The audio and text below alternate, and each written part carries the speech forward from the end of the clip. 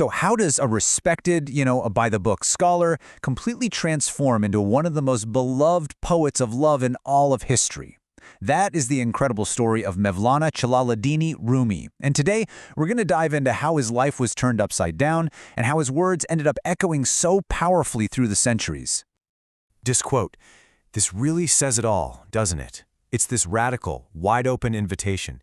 It just erases all the lines we draw, faith, background, even our own mistakes. This idea of just unconditional acceptance, that's the key to understanding his entire world. So let's find out how he got there." Okay, so to really get the poet of love, first you have to meet the man he used to be. And that man was a pillar of the religious establishment. His early life wasn't about mystical poetry at all. Nope. It was about logic, law, and scripture. Rumi was born into a pretty chaotic world. His family had to flee the devastating Mongol invasions, and they journeyed all across the Middle East before finally finding a safe place to land in Konya. Now this city, this vibrant cultural hub in Anatolia, wasn't just a refuge. It was the place that would become forever linked with his name. And there, he became a man of the book. I mean, a brilliant mind, who just mastered Islamic law and theology. He wasn't just following his dad's path. He was acing it. He became a teacher himself, a real authority figure.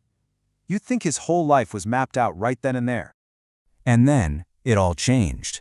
A single person, a mysterious wanderer, just walks into his life and turns his entire world completely upside down.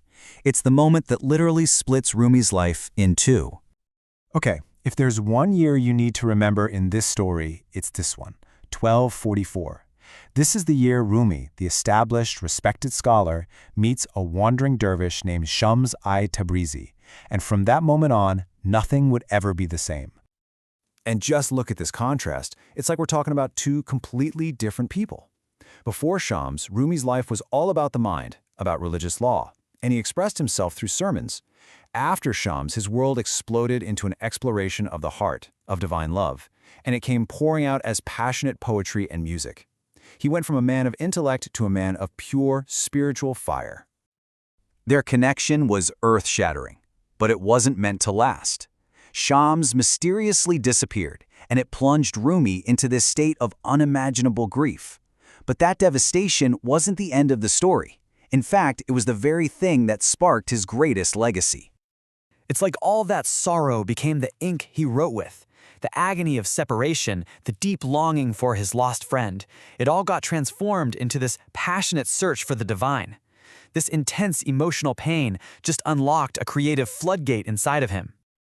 And what a floodgate it was. In this period of intense feeling, he composed his absolute masterpieces.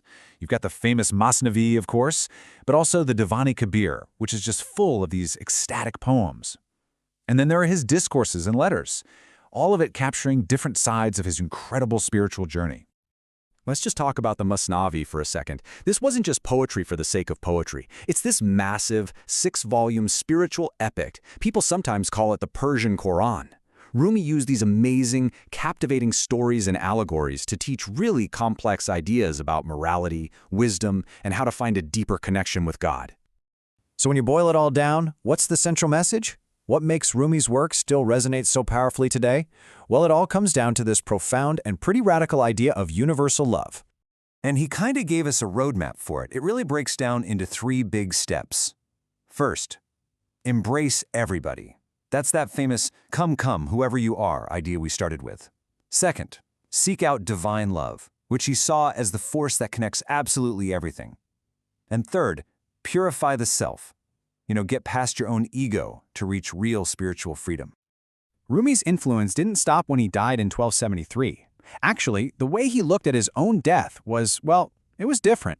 And that perspective is a huge reason his teachings were carried forward with so much joy, not just sadness. I absolutely love this concept. Rumi called the night of his death Shebi Arus. It means the wedding night. For him, death wasn't something to be afraid of. It was the ultimate joyous reunion with the beloved, with God. It was the beautiful final step in a lifetime of spiritual longing. So to make sure his legacy would continue, his followers, led by his son, started the Mevlevi order.